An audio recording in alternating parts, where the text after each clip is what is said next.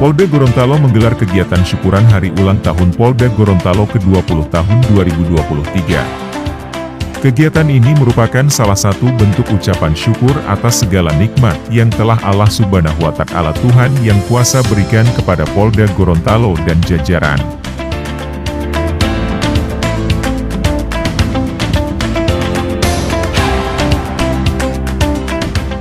Kegiatan ini merupakan salah satu bentuk ucapan rasa syukur kita atas segala nikmat yang telah diberikan oleh Allah Subhanahu wa Ta'ala Tuhan Yang Maha Kuasa kepada Polda Gorontalo, serta momentum untuk memaknai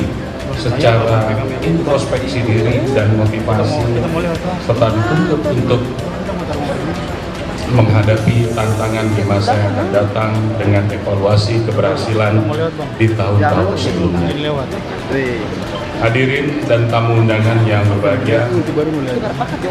bertambahnya usia merupakan suatu proses belajar yang tidak pernah berhenti,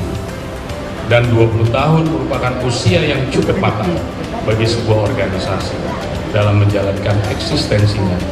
sehingga tentunya dalam pengelolaan manajemen dapat dinilai sudah memiliki nilai ekspektasi yang cukup tinggi dalam mencapai tujuan organisasi.